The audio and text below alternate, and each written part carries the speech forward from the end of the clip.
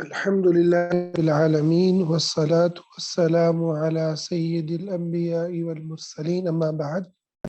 آج باب ہے باب تحرید النبی صلی اللہ علیہ وسلم وفد عبد القیس على ان يحفظوا الایمان والعلم ويخبروا به من وراءهم۔ نبی صلی اللہ علیہ وسلم کا عبد القیس کے وفد کو اس بات پر آمادہ کرنا کہ وہ ایمان اور علم کی حفاظت کریں اور ان لوگوں کو جو ان کے پیچھے رہ گئے ہیں انہیں اس کے بارے میں خبر دیں، یعنی ان تک علم کو پہنچائیں۔ وقال مالک بن حویرث قال لنا النبی صلی اللہ علیہ وسلم، مالک بن حویرث فرماتے ہیں کہ ہمیں رسول اللہ صلی اللہ علیہ وسلم نے فرمایا، ارجعوا الی اہلیکم فعلموہم، تم اپنے گھر والوں کی طرف لوٹو اور ان کو اس جو علم ہے کہ انہیں سکھاؤ۔ یہ جو حدیث ہے مالک بن حویرث کی، یہ آگے جو حدیث آ رہی ہے اس میں سے ایک حصہ ہے، اور یہ حدیث جو ہے اس کے جو راوی ہیں وہ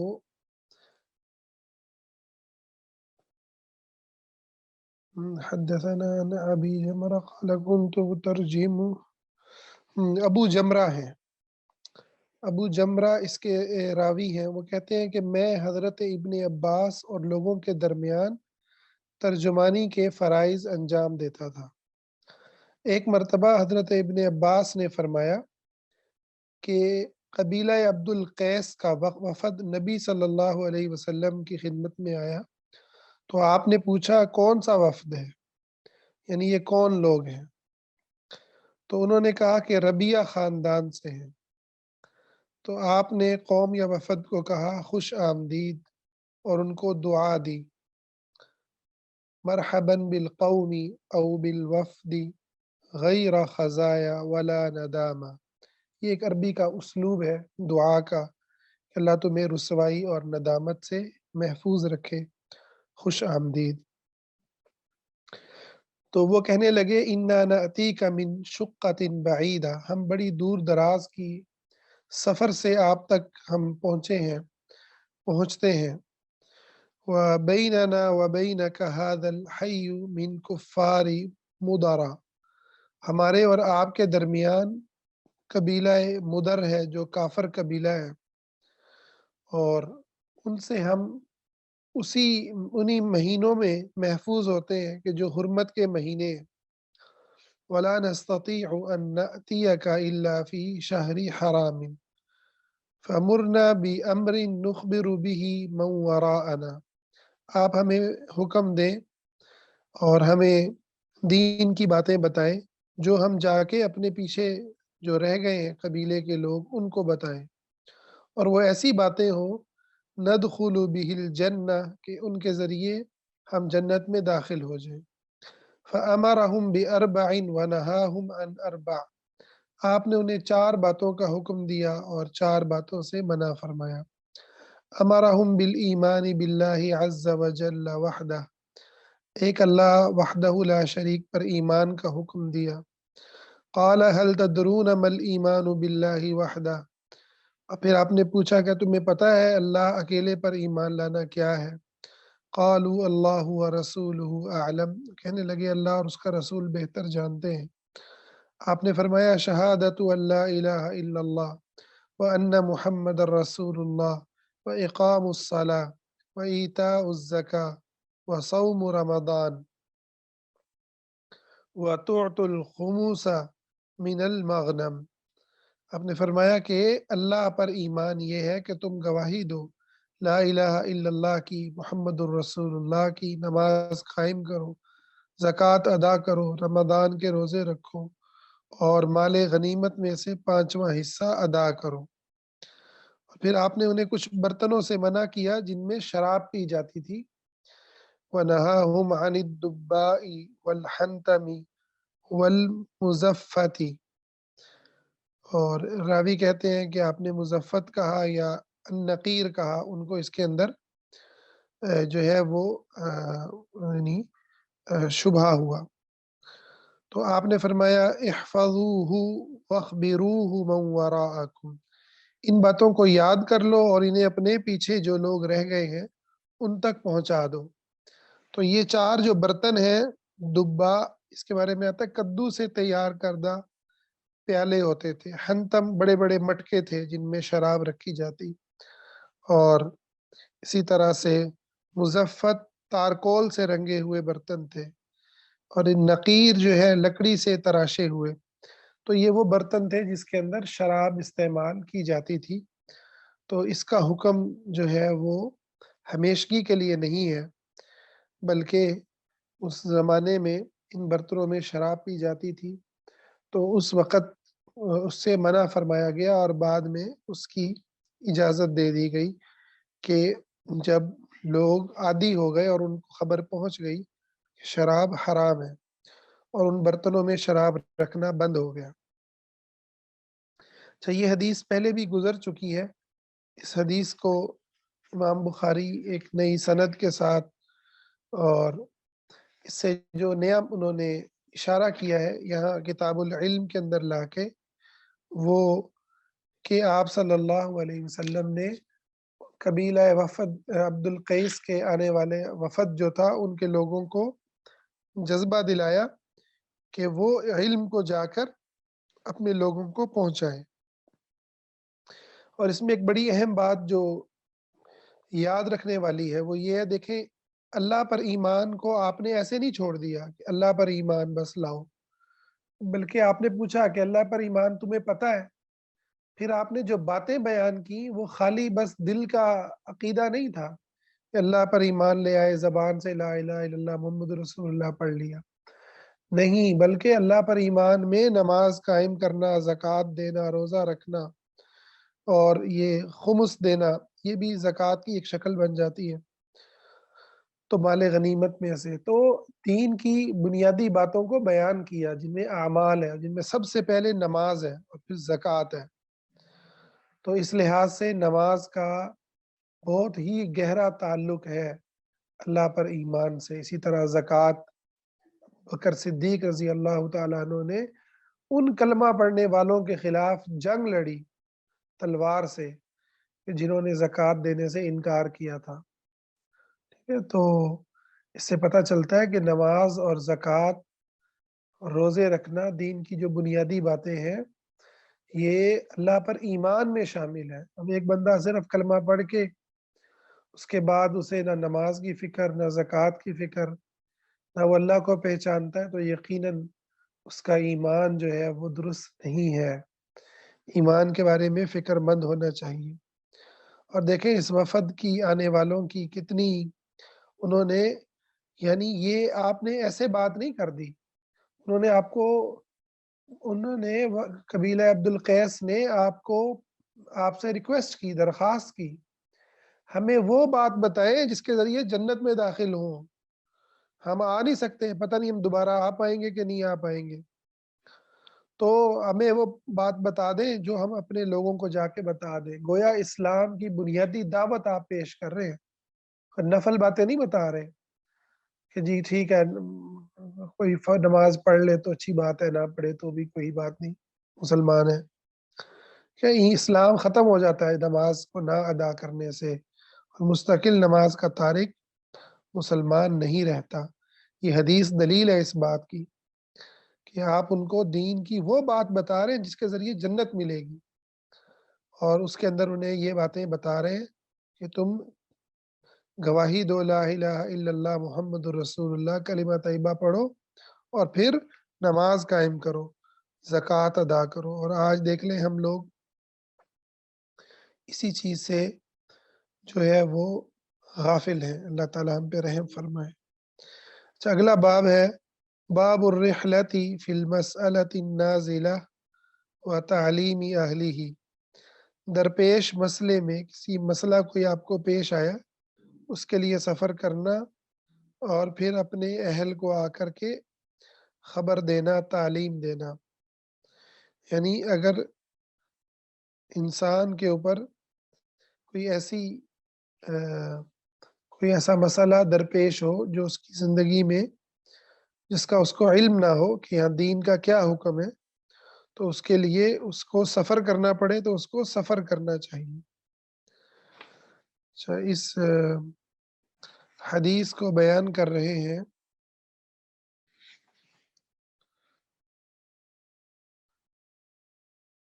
عقبہ بن حارث رضی اللہ عنہ۔ وہ کہتے ہیں کہ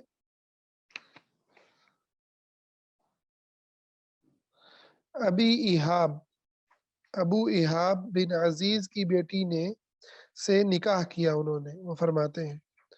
تو کہتے ہیں ایک عورت آئی اور کہنے لگی کہ میں نے عقبہ اور اس کی بیوی کو دودھ پلایا ہے۔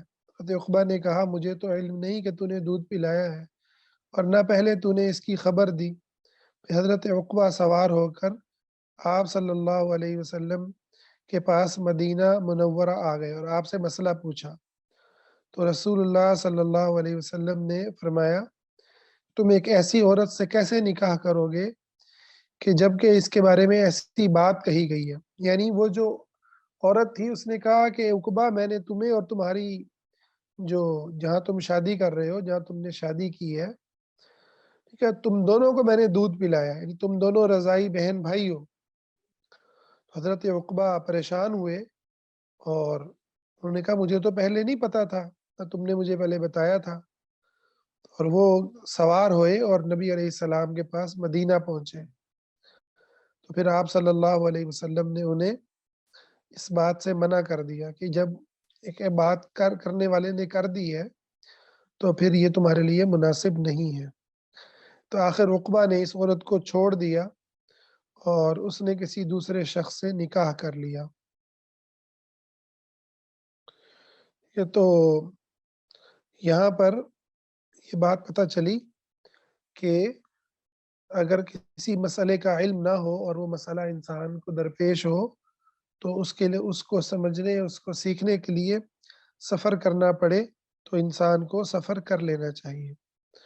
اور البتہ یہاں اختلاف ہے کہ کیا وہ جو اس عورت نے خبر دی تھی کیا اس کی بنیاد پر جو ہے وہ اس کی بیوی وہ نہیں رہے گی اور حرام ہو جائے گی؟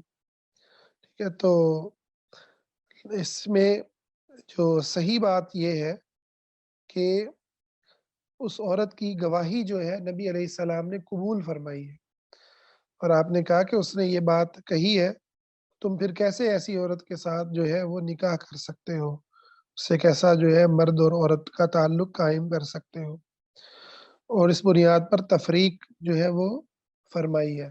تو ایک عورت کی گواہی کو بھی قبول کیا گیا ہے۔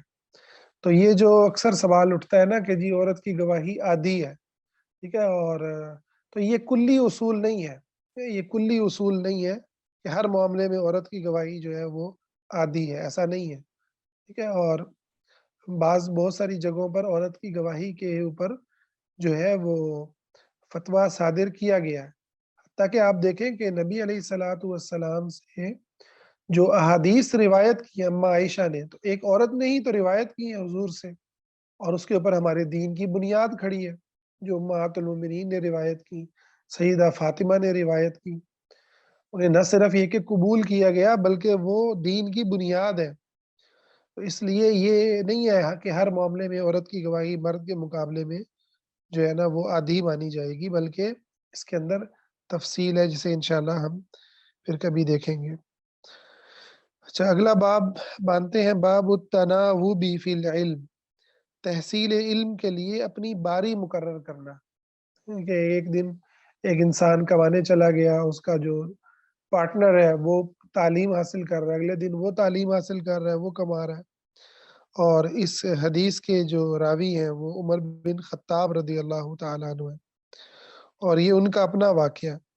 وہ فرماتے ہیں حضرت عمر بن خطاب کے میں اور میرا ایک انصاری پڑوسی جس کا نام بنو امیہ بن زید، جو انصاری پڑوسی تھے، نہیں ان کا نام نہیں ذکر کیا، بلکہ آپ نے فرمایا وجار لی من الانصاری، میرے ایک انصاری پڑوسی تھے، اور وہ جہاں رہتے تھے وہ جگہ جو تھی بنی امیہ بن زید کی جگہ تھی، تو جو مدینے کے مشرق کی جانب بلندی کی جانب تھا یہ گاؤں جو علاقہ تھا۔ کہتے ہیں کہ ہم رسول اللہ صلی اللہ علیہ وسلم کی خدمت میں باری باری آتے تھے، ایک دن وہ آتا اور ایک دن میں۔